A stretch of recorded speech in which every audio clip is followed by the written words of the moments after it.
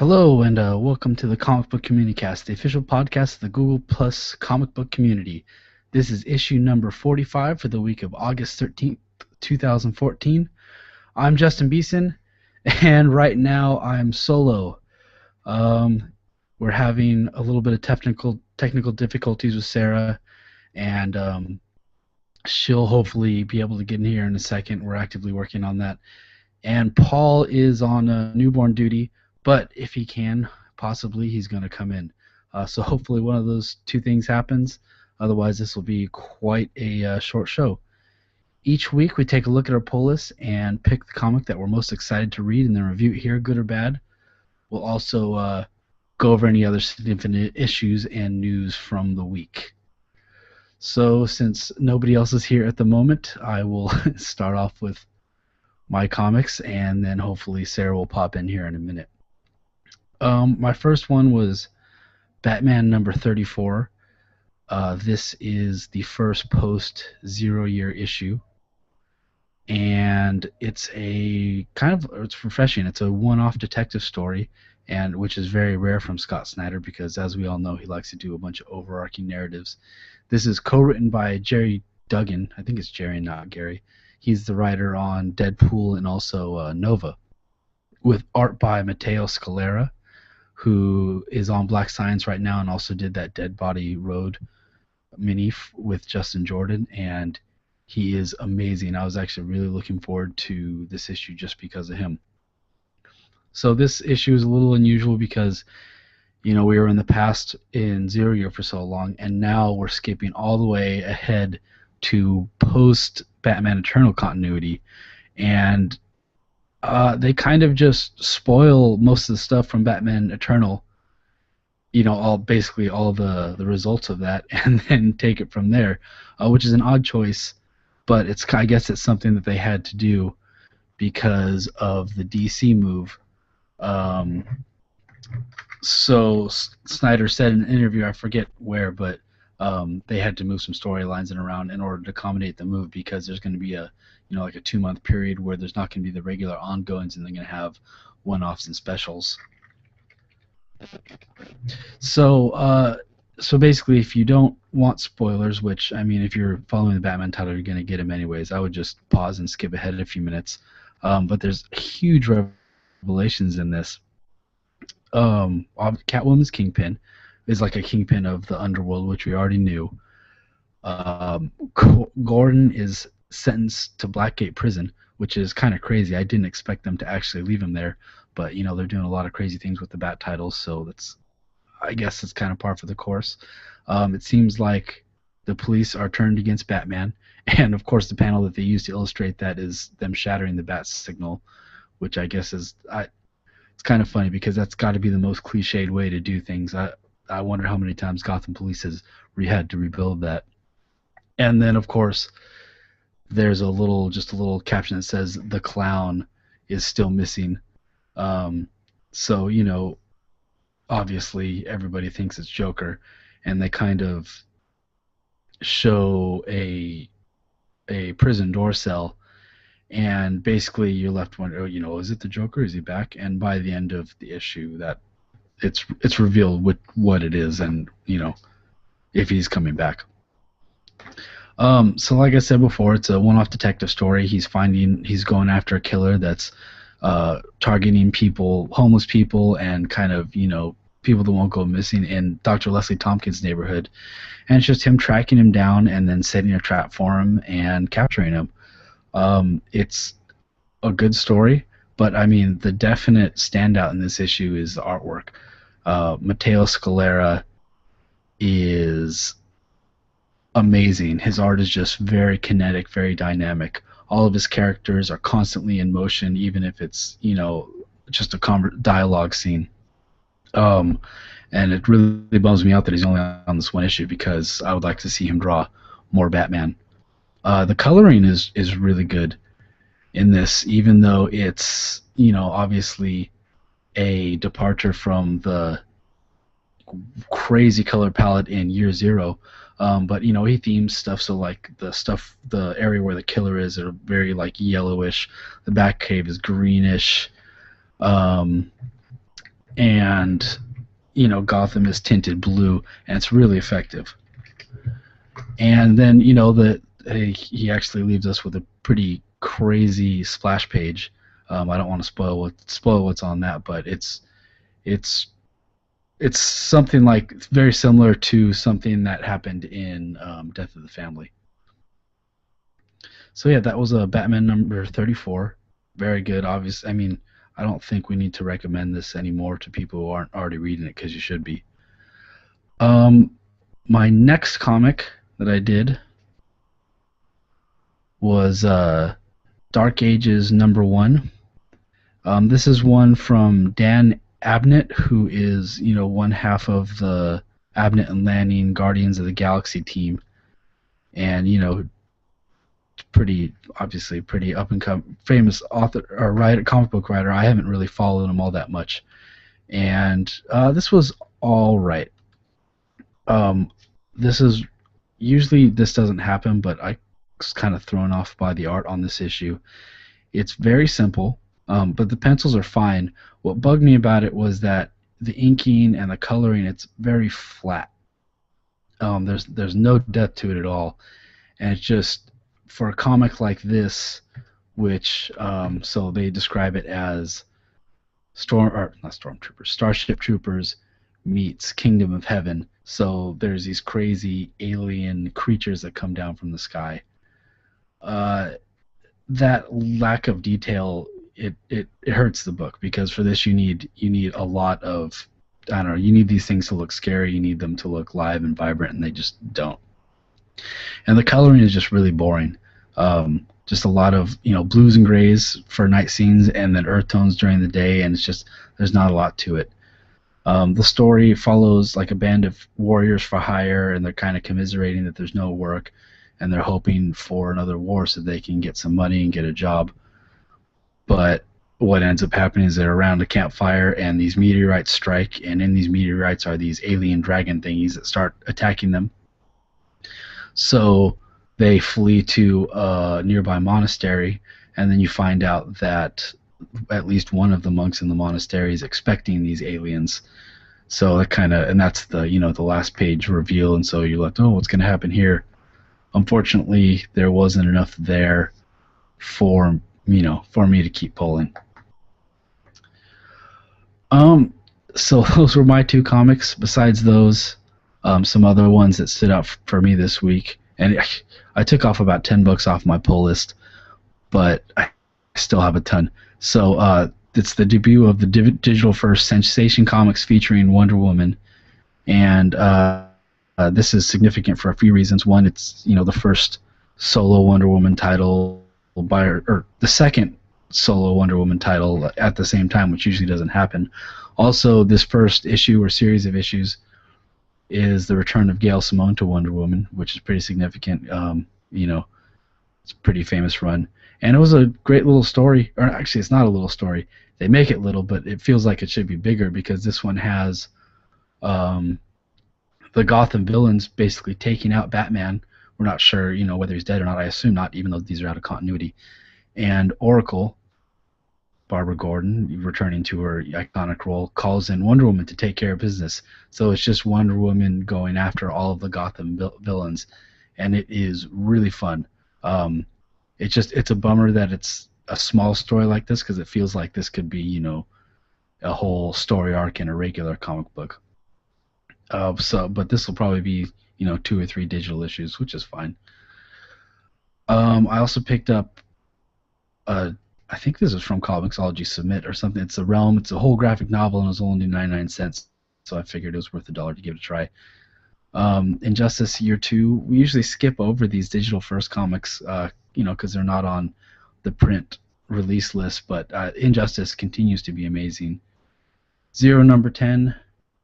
Talked about this before. Death Vigil, which is Paul's favorite artist, Steven Stepchick, his maxi series that he's doing. So looking forward to reading that. Inhuman number 3. This series, it's been very inconsistent. It's had a lot of problems, but the issues that I have come out, I've enjoyed. So I'm going to follow it as long as they keep doing it, and hopefully it gets on a semi-regular schedule soon. Original Sin number 7. This event has been crazy. I'm enjoying it. Superman, Wonder Woman number 11. We get the continued Doom storyline. United States of Murder Inc. number 4. This is the one from Ben Dissonomi's the Powers creative team. This is amazing. It's a really, really cool book. I definitely recommend people picking it up. And then I just want to mention that Humble Bundle, if you're not familiar with them, they started out doing software bundles where you pay what you want and you get a bunch of software. If you pay more than the average, you get more of that software, and it's really cheap. And so a couple months ago they started doing it with comic books. Right now they have one from Boom Comics going, and it's the same thing. So there's like 3 different levels. If you pay 0 to whatever you want, you get a few books. If you pay above the average, you get a few more, and if you pay $15, you get all of the books that they release in the package. And some of the stuff that you can get full volumes of Imagine Agents, Curse, Dead Letters, Hit, Sons of Anarchy, Bravest Warriors, Lumberjanes, Midas Flesh, Six Gun Gorilla, Hacktivist, Mouse Guard, Planet of the Apes, and then a whole bunch of single issues. See, there's also like Polarity, and I missed a couple, but yeah, there's a ton of stuff in there. I definitely recommend checking it out. So yeah, that does it for my comics and my pull list. Looks like Sarah is unable to get in. I'm sure she'll keep trying, but hopefully she gets in here soon. Otherwise, I'll probably just wrap it up because nobody wants to listen to me babble on for longer than I have to. So for news this week, I feel like the one that stood out to me the most is that we're getting a new Bat book. Surprise, surprise.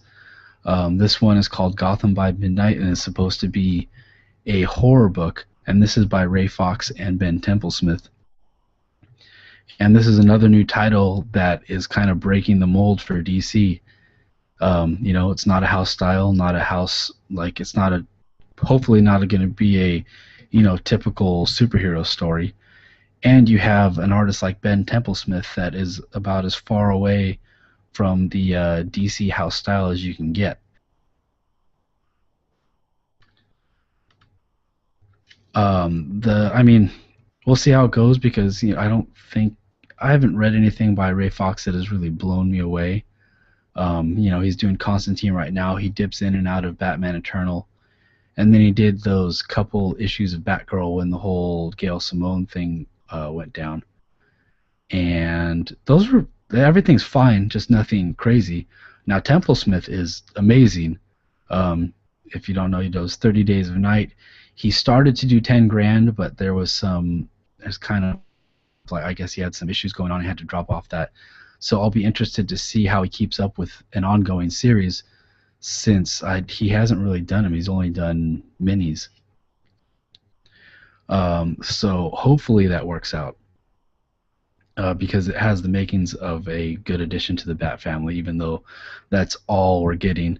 And I see a lot of complaints from people about oversaturation of Bat books, and while that is completely true, I think it comes down to the editorial talent behind that.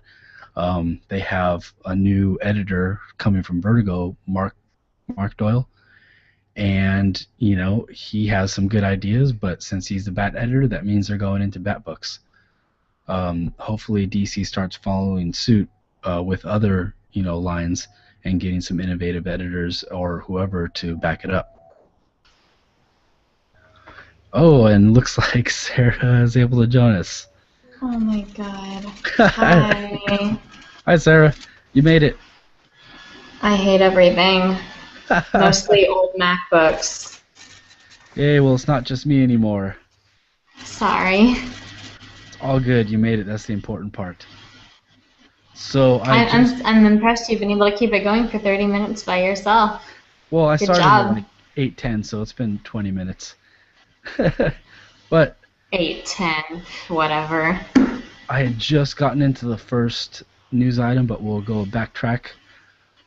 You ready to go for your first comic? Yeah. Sure.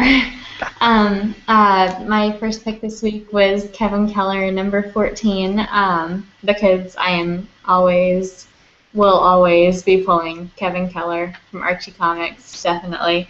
Um, Dan Parent doing the art on this one, and yeah, the thing about the Archies I'm finding is they don't really publish who does the writing and who does the art for their different storylines unless it's like a major thing like the Afterlife with Archie run or Life with Archie. Oh, really? There's no credits? Yeah, I'm not finding it for Kevin Keller. Are you looking it up right now? Well, no, I mean I see Dan Parent's signature on the front cover, but yeah, there's not. I'm not seeing. Oh no, never mind. No, it was really small. Yeah, sorry, Dan Parent on art and writing. So there we go. Makes it easy. Um, Easy to miss. I mean, what? But no, this is a really interesting issue. I'm not quite sure what they're trying to do here. I mean, it was cute as always, except for someone like me who is at the gym a lot as a consequence of her job. The fact that he opened the comic with them doing CrossFit on the front page was seriously demotivating because that's extremely faddish and also harmful for new people who are just starting to work out. But whatever. I have beef with CrossFit. But aside from that, it was just kind of weird because it's always been kind of slice of life issues up until now, with Riverdale and one shots and keeping it light, and they started to kind of merge into a superhero genre all of a sudden, and I looked, and apparently it's not just like a one-shot thing, and I really hope this arc doesn't last very long because it's kind of weirding me out. I'm not sure how I feel about superheroes in Riverdale. Yeah, it's kind of weird. Yeah, it is. And let me tell you, I'm never going to underestimate the Lodge Fortune ever again because apparently Veronica decided she was going to be a real-life superhero like in Seattle and built a giant bat cave under the Lodge mansion with like a massive elevator in her closet and everything and all this tech, and I guess her dad has not even noticed. So that's some serious money right there. So it's like the Dexter's wow. Laboratory. Basically, that's exactly what it is. Yeah. And yeah, I mean, Kevin stopped a purse snatcher, and that was cool. And he pulled some seriously awesome stuff. And he's like, "Oh, well, my dad was in the army. We work out together a lot." And it's like, okay. But he starts getting famous for it, and Veronica decides to take this and run with it. And I'm not sure how I'm feeling about it. I kind of wish they'd go back to the cool stories that were more like realistic fiction instead of necessarily having to do a superhero thing all of a sudden with this particular comic, because we can get superhero comics anywhere, and I'm reading this comic for one particular reason because I like the characters involved. I don't need them to be gimmicky in order to get my attention. But other than that, I mean, it was cute. The writing was still consistent on it. The characters acted like themselves. It was just like really out of nowhere. So, yikes. And you already did both of your comics, Oh yeah, Justin? yeah. I went over both of my comics. So, what was your second pick for this just week? Just making sure. You know what's weird? We have no lag going. There's usually at least a few seconds of lag. It's crazy. We're all good. But my second issue this week was Red Sonja number 11. It's been kind of weird lately, again, with the weirdness, because they've kind of been going off in a few different directions with Red Sonja. There was a one-shot for the last issue that came out it was still Simone. It was still, the same universe, the same, direction they're going with the character, but it was just kind of off on its own, like surprising one shot with surprising things happening that were a little wishy-washy for me and how this comic has been going. That this issue is back on the track of the ongoing story arc. There's an emperor who's about to die. He wants to throw a massive party.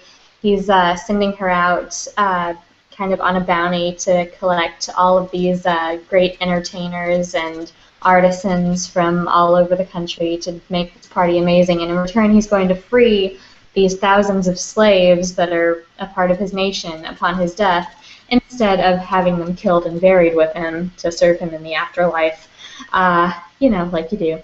And we found out the last issue that followed the story arc that he does not actually have intentions of carrying through on his promise. But honestly, I feel like you probably should not make those kinds of promises to a Gail Simone character who doesn't like slavers, especially one like Sonja, because I feel like that's not going to work out really well for him, especially if he's dying anyway. So, cut out the middleman, literally.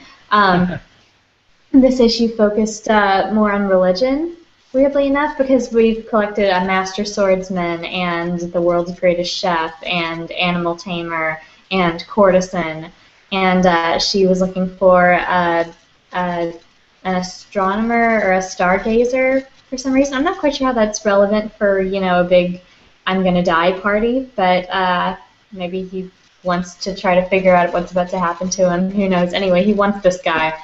And Sonja basically has to break into a very fancy, well-guarded monastery where this person is being held captive and tortured by these religious zealots who waste no time in shaming her and the other women in their party for not covering up and basically making them feel like crap. So your stereotypical religious leaders, they're torturing this guy, and they plan to kill him after they break him, for the glory of their god, again, like you do, because this guy has basically figured out that the Earth is round and the planets revolve around the sun. And he absolutely refuses to recant, even when the main guy's like, okay, if he repents now and you give us a lot of gold, we'll just let him go. And essentially this issue is about Sonja having a childhood fear of churches from an encounter with her village's witch doctor when she was a small child, and feeling kind of inadequate walking into this place, which is unusual for her, and how her encounter with this character who refuses to back down in the face of these religious douchebags kind of re-emboldens her to take charge of the situation. And it's really cute. It's good. The writing continues to be really witty and excellent by Gail Simone. I love the Walter Giovanni art. We're back on that, thank God, because the art for the last one-shot was really bad.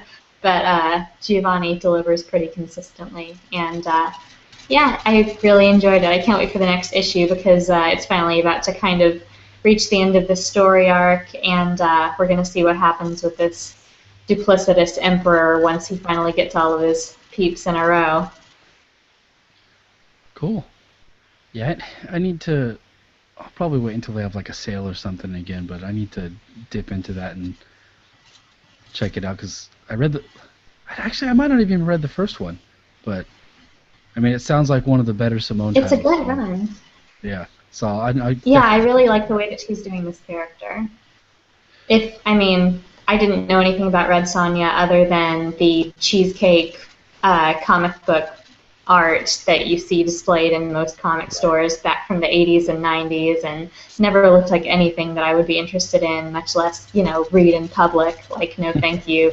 But this has been really good, and having the consistent, awesome cover art with all of these variant covers by women artists depicting this character has been really, really great. Cool. So, Paul could still pop in, but it's looking more like he's not. I just want to mention the comic that he was going to do, Hexed #1. I want to mention this because it was really good. Basically, it follows this girl, and she works for, she works for another lady, and basically what she does, it seems like, is hunts down artifacts and things that are tainted by like dark magic and stuff. And she has some spells and things that she does of her own, and this is basically her and another group of people going after the same painting, and just what all that entails. It's extremely good. It's by Michael Allen Nelson, one of the writers of Damon. I forget what else he's done, but he's done a lot. And I definitely recommend picking this up. If Paul hops in at some point, he can talk about it a little more. But yeah, it was really good. Anything else that you pulled this week? There were a few things in my box. Yeah, there's the new issue of Ghost, which it's changed artists a couple times over the course of its run. And, I mean, a couple issues have been interesting, but the overall ongoing plot is not really so much, which disappointed me because Kelly sued a comic, and I really went into this wanting to like it, especially with the art in the beginning, because I really liked the guy's work when X Factor investigations have been starting out. But like I said, they've been switching it around, so I think I might be letting it go. Haven't read this issue yet, but we'll see. Harley Quinn #9, which is firmly ensconced on my pull list at this point because it's been consistently hilarious. Barely flipped through it so far just because busy evening, and it looks like having been kicked off of her roller derby team, she's going to try to find gainful employment as a burlesque dancer. And that should be pretty interesting. I really, really like the way that Amanda Connor is writing this character. And her co-writer as well. Dang, it's not in front of me. I am just letting the side down tonight in regards to the art team, or the artistic team credits. And but anyway, no, that one's been amazing. The new X-Men and Sex Criminals #7. So be getting to those presently. Cool. So that does it for this week's comics. Now, before we get to the rest of the comic book news, it's been talked about a lot this week, but I mean, because he affected so many people, but obviously Robin Williams passed. He wasn't, people don't associate with him with comic books a lot, but now that it's come out, he's actually a huge comic book fan. And I mean, there's been tons of people writing about him, and it's just amazing the guy that he was beyond his acting, all his other stuff he did. So I figured we would just talk about it a little bit. I mean, obviously this is probably the biggest celebrity death to ever affect me, because those things just don't. But I mean, people our age, we grew up with him, so it's hard not to be affected and not to be touched with the amount of work that he did. So to you, who is Robin Williams to you? I keep seeing a lot of posts going around. Of course, everybody was blogging their tributes to him on Monday evening and onwards. Still, I'm still seeing posts about this, and but I have to agree with people who have basically said that they feel like they just lost a favorite uncle, or someone in their family that they don't get to see so much, but it's always cheerful, and they're always going to be there to make you feel good. And sorry, I'm kind of tearing up about it now, which is really weird. It's like you said, I usually don't get torn up about celebrity deaths. I mean, there's been some big ones in recent years. Michael Jackson, my brother got kind of torn up about that one. But actually started crying on Monday night, learning, because, like you said, I mean, I think millennials too, people who remember being kids in the late 80s and 90s when a lot of his feel-good stuff was coming out. I mean, it's been on that queue for a while, but I just looked at Netflix earlier today, and all of his stuff is suddenly on the most popular list, and stuff like Hook, and I forget if Jumanji was on Netflix, but I know a lot of people are blogging from that. I was a dork. I liked Mrs. Doubtfire just because it was a great movie about this guy's relationship with his kids, and I thought it was sweet, even though it was like a situation comedy. And I mean, obviously everyone knows Aladdin, and I mean, it's just, I know he's been doing mostly bit parts in recent years, but I mean, it doesn't change the fact that Robin Williams, his presence is just so known, and now that he's gone, it's just so sharply felt by so many people that I think it's he's brought a lot of joy to people's lives, and I think everyone's gonna miss him a lot. I know that's corny, but I think yeah. in this case, it's. I mean, I a bunch of people will feel the same way. It's it's. I mean, it's not weird, but it's new. Like for me to feel this way about somebody who you don't know. But I mean, like the movie Right. you're talking about, we grew up with them, so you know, I can't even count how many times I've seen Aladdin. And I mean, I've done the songs on karaoke. You know, it's that. I mean, that and Hook. Right? I grew up with. And what's funny is I realized when this happened is I actually have not seen a lot of his classic movies. So Mm-hmm. the past couple of days I've queued them all up on the various because they're kind of all over the place on Netflix, Yeah. Amazon, on HBO or whatever. Um, so I actually saw Goodwill Hunting and Dead Poet Society for the first time this week, and Oh, just wow. yeah, I'd never seen them before. They just one of those things that had slipped by, and it's Dead Poet Society was really hard to watch, especially with the ending. Well, given the context, yeah. I That mean, I know really everyone was reblogging "Oh Captain, My Captain" on Monday night. yeah. So and it's one of those things where you keep seeing articles, you keep seeing all these things, and normally, personally, I get a fatigue from all of that, but in this case, I don't. I've read almost every one. There's all kinds of personal anecdotes of him going overseas, him helping out people.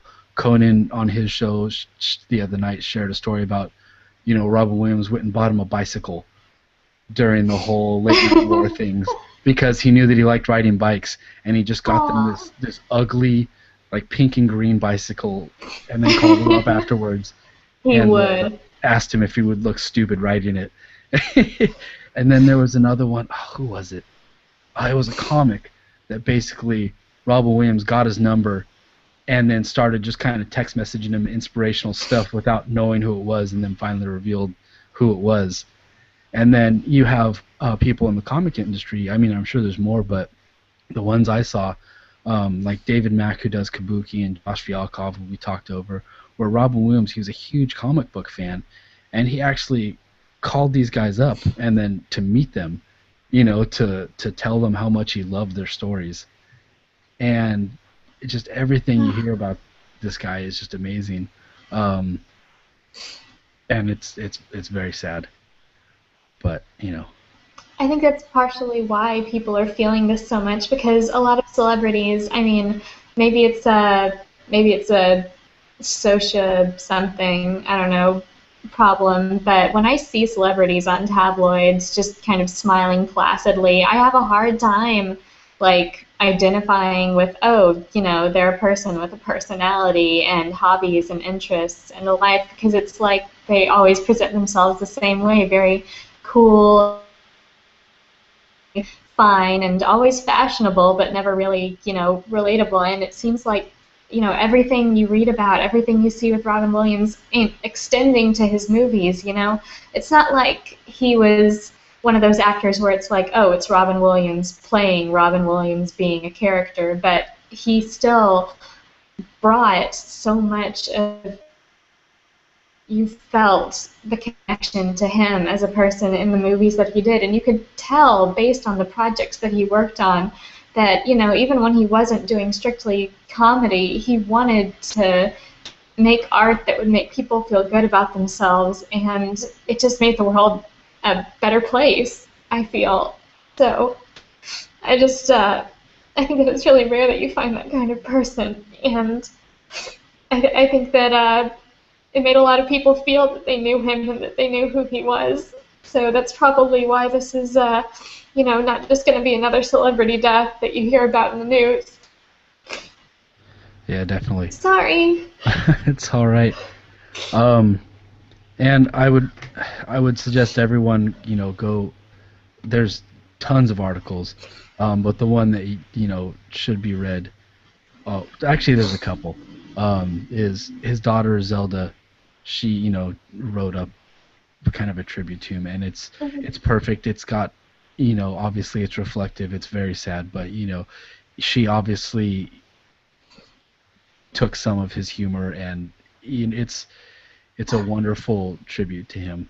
The other thing that I wanted to mention, now we all know what happened. It was from depression and all that, and just that's kind of the ongoing thread with all this is if you deal with these kind of things, just get help, whether that's from friends or there's the suicide prevention hotline. There are avenues to get help. Don't try and deal it with it by yourself. Reach out, because even like I said, this was completely unexpected, and I personally have never dealt with it, but I have had friends with it, and you read more and more of things happening like this, and it's important to not keep it to yourself. Matt Fraction actually read this was at the end of last year, and somebody wrote to him on his Tumblr asking him about that same thing, basically the situation, and because Matt Fraction has dealt with similar things in the past, and I don't want to quote it here because it would do it a disservice. Go on his Tumblr. Actually, you can go on our Tumblr. I believe I reblogged it, and it's just a wonderful post of basically kind of inspirational. It's just find something, whether that be a friend, a person, a movie, a comic book. Hold on to that. Yeah, go read that. It's amazing. So, yeah, rest in peace, Robin Williams. He will definitely be missed. And it's kind of hard to transition from something like this. We will attempt to, though. I'd started getting into some of the comic book news and comic movie news, so we'll kind of continue with that. Right. Hopefully not too awkward of a transition. Grand entrance. Yeah. So the next bit, I had kind of talked about the first item, which is the new Gotham book by Ray Fawkes and Ben Templesmith. Did you have any opinions on that?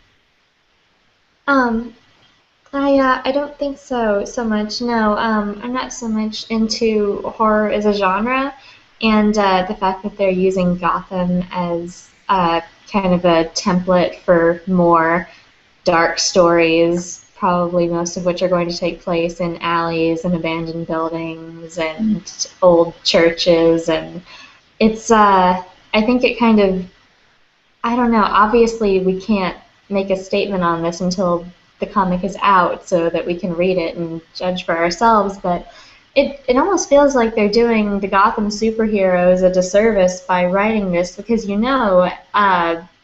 the most common theme in horror stories is the evil goes on to haunt us and stalk us and terrorize us another day, because that's being scared is the entertainment. And I feel like, in a story where, there's no conclusion like that, and pretty much every story is guaranteed to not have a conclusion, the question's going to be, where are the superheroes that could be handling this? Where is Justice League Dark? Where, how can they let people, be subject to these things that lurk in the shadows and nobody notices? I thought Gotham was a town that belonged to someone. But again, we can't make any judgments like that until we see the series, but that's just the kind of idea that I'm getting from hearing about this concept. Gotcha. Yeah, I'll pick it up if only for Ben Templesmith's art. I will always at least give that a try, because he draws some great stuff. The next bit of news is we got some DC film announcements. One, they're backing down from their Batman v Superman release date, because it was going to go up against the next Captain America movie, so they're moving it up from May to March.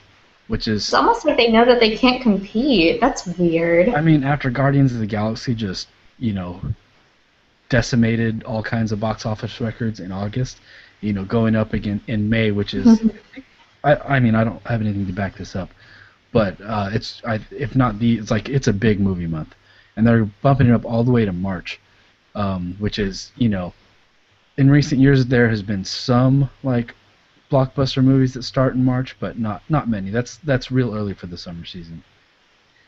The next bit is that we they had to do Us Too when Marvel announced dates for upcoming films. DC is like, oh, we have 9 films that have dates.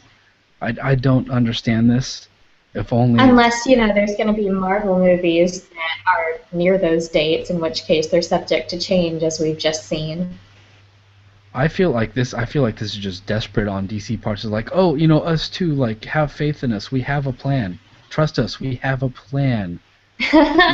Like, There's and no plan. it's desperation, and I mean we'll find out when Batman vs Superman comes out, which is a long ways away. But yeah, not leaving me much faith. Anything else to add to that? Oh, you almost feel bad for him because you've got Fawkes doing the X movies and got, Disney and the Marvel Cinematic Universe going on in the other corner. And it's just like DC's just working as hard as they can with Warner Brothers, but they can't crack the code.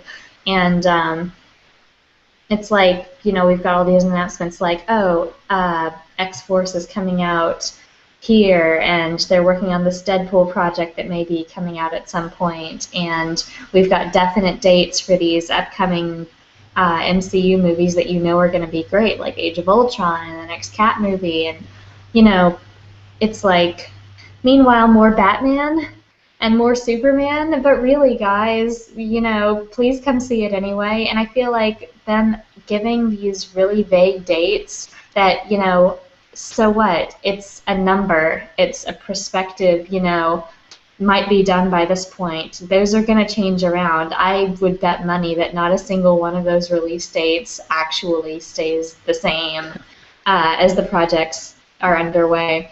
And the fact that they released them without titles or without any other kind of information just says that, like you said, they're kind of desperate. They're kind of scrabbling at loose ends here, trying to keep up. So it's not hard to feel bad for them at this point, but as a consumer, I still don't really fall for it.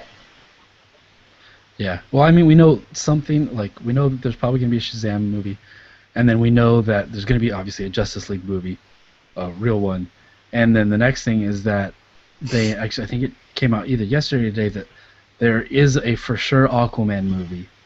A couple significant things about it. One, they're having 2 different writers do 2 completely separate scripts, and then apparently they're going to pick the best one. There can be only one. This is kind of like, this is like treating your creators like garbage. It's gross to me. Making writers compete, If this were... gosh, it's almost like they run contests about drawing Harley Quinn committing suicide to try to scrape in new talent from the internet at large, as opposed to acting like frickin' professionals, or like they alienate huge names in the comic book industry on a regular basis and have to fumble around to replace them with whoever's not doing anything at the moment and will tolerate them. True, and the funny part is I don't see, like, I mean, it's new, but I haven't seen really any outrage about this or anything. Like, if this had happened in the comic book, you'd definitely hear about it. So it's kind of interesting. Obviously, the movie industry is a much different place. But it's just, the other thing is that it's rumored that Jason Momoa is going to be Aquaman, and I just kind of, like, off the top of my head, is this the first, like, non-white male superhero lead that we've had? I mean, That the would be only pretty fantastic. I am Googling him as we speak because I don't know actors that well. yeah, well, I guess you don't watch Game of Thrones. He was Khal Drogo in Game of Thrones. He was in the last Oh, Conan. no, I have heard that rumor. Has Okay. that been confirmed by I them think at it's all all? but I'm pretty sure it's all but confirmed. But the only other non-white male that I can think that was the star of a superhero comic book movie is Blade. Um, Yeah. Obviously I don't have a list in front of me, but at least in recent years, that's pretty significant That would and be cool. really great. I definitely enjoyed his acting in what little of Game of Thrones that he was in. Um, I wish they'd I I just wish they'd picked a less problematic actor for this part because apparently he's been really offensive on certain convention panels where he's, explained about what a great thing it is to, get to rape this cute girl. And, I forget her name, but Daenerys' actress really uncomfortable with everyone else sitting with him Uh, on the panel, kind of like, you just mean like getting to act with her, right? And maybe it was awkward phrasing, but he, it's I don't it's either know, Emily or that's Amelia happened. Clark, So one of those. Yeah, no, I actually I haven't read Amelia up on Clark, him at all. okay. Her name So does sound yeah, that's familiar. interesting. Uh, But, his acting was good, so I bet he could deliver. Hopefully, it's just maybe. I mean, with casting him, I think this will still be in the grim dark tone. But it's like, come on, guys, you can inject a little bit of lightheartedness in a movie, just a tiny bit. They don't know how. No, they'd have no idea how. Otherwise, they would be doing their Superman movies more like Marvel's doing its Captain America movies, but they don't know how, so they default to the grimdark, and that is their downfall. So speaking of the ways that DC is not doing things, we got some kind of Oh, poor revelations DC. about Guardians of the Galaxy. And basically, they allude a lot to Star-Lord's dad in the movie, and everybody just Hmm. assumed it would be the same as the comic books. Um, Apparently, it's not. So in the comics, Star-Lord's dad is this guy named Jason, and he's the ruler of Spartoi or Spartax, depending on which iteration of the comic it is. And I mean, this guy's a dick, like they describe him in the movie. And in the comics, he plays a pretty prevalent role. He's involved in kind of the galaxy politics with all the other races, like the Kree and the Badoon and all these other things, and the Shi'ar. Um, One, I'm guessing that they, I mean, a bunch of possibilities. Maybe James Gunn just didn't want to use him. I'm thinking that because he ties in Mhm. so much with races that the MCU doesn't have access to, like the Badoon, because those are, I think, Fantastic Four, and Hmm. what else did I say? Scrolls? Oh, the Shi'ar, because they're in with X-Men. Oh, right. That maybe since there's so much missing there of what they could do with them, they're gonna go with a character that they can work with. But I feel like it's a bummer because that part of the comic I really like because you basically have Game of Thrones style political storytelling in space. And Yeah, now we get to start the that guessing really game of who his dad is.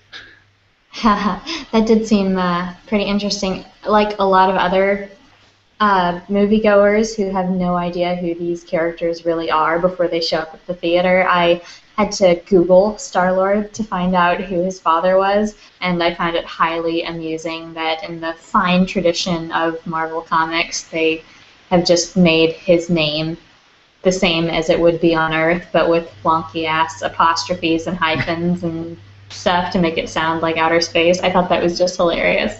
Jason, really? Right. I Like, think it really? actually started out But regular spelling, and then at some point they added in they the got dad. fancy. I'm not real like Yeah. I wasn't familiar with the Guardians of the Galaxy at all until the relaunch last year with Ben, and I picked it up only because Bendis was writing it. Um, Hmm. so that's about all I know. But Bendis, Right. he was doing interesting things with the character, and I'm sure they'll have a similar dynamic because obviously they're describing this guy as a jerk, and he obviously has power. He has power if he's sending. If he can hire Ron Ravagers to do jobs, yeah. Yep. But no, well, in the beginning scene, like I was surprised to find out that his dad was like this flesh and blood guy and not some kind of crazy alien species, because I was like, well, what inherent power in his DNA does J apostrophe son have that would allow his progeny to control this great power towards the end of the movie? And it seems like, he wouldn't be packing that kind of intergalactic mojo. No pun intended. So, I mean, when I was sitting in the theater and hearing his mother talk about, being composed of pure light, I was also, surprised to later find out that, he was a flesh and blood guy. So, I mean, it makes sense to me that it would not be Jason, just because of the way that they constructed it in the movie with this, unknown power that suddenly manifested, and the fact that it was, capable of taking on an Infinity Stone and, the pure light thing. Also, I really hope that this means that in the cinematic universe, she was actually remembering his father as it actually appeared to her, because when I found out that in his infinite space wisdom, J apostrophe son mind wiped his mother, or Star-Lord's mom, after he left Earth, I was like, damn it, not again. Another one bites the dust. I am not pleased with this trope. So I think they tweaked that a little bit with the Bendis relaunch. I have to go back and read it, but I don't think she mind wiped him, or he mind wiped her on this one. But yeah, I hope it wasn't. Not. Yeah. That just makes it awkward. Yeah, I mean, and I have complete faith in James Gunn, because obviously he treated most of the movie well. We had our gripes that we went over last time, but everyone hits the same points. Yeah, it is known. I have faith that he'll do it justice. The other bit of minor news, which I didn't put on our thing, but related to this, is they announced today that the Guardians of the Galaxy soundtrack is a #1 album. This is the first soundtrack to do that in however long. It sold like 100,000 copies, which is crazy. It's really good. The Pacific Rim soundtrack did not make it up there, but this one was a really good one too, I guess. And I know everyone's been talking about how great the music in this movie was, and they all love it. And I went out and bought, Cherry Bomb and Come and Get Your Love and a cover of it on iTunes, and I was like, whoa, look at this! I'm spending money on this movie. Whoa, this another one. But no, not surprised at all. Yeah, I've been listening to this, and then now the Good Morning Vietnam soundtrack. I just put them on a playlist, and I've been listening to that for the past now 3 I'm days. sad again. Thanks a lot, Justin. Sorry.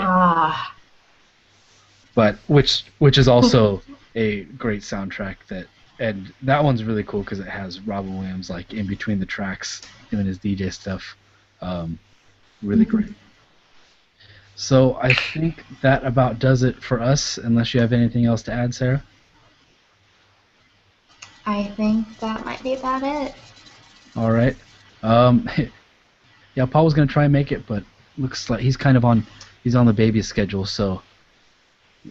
Yeah, she decided she didn't want to do the Communicast tonight. She would have made a guest appearance, but that's okay. I am trying to figure out how to break it to Paul that his beautiful newborn daughter with her beautiful name of Olivia Rose Christopher, which is amazing and gorgeous and suits her perfectly. If you think about it, her initials are Orc. And now she can never have a monogrammed backpack with her initials on it. But I think it's just hilarious because she's like the anti-Orc. She's just this cute little pink, adorable, newborn child. And she's so, just beautiful and cute, and love her little heart. Well, she will be making a guest appearance at some point. Oh, yes. All right, so you can find links for everywhere to find us and all of our episodes on cbcpodcast.tumblr.com.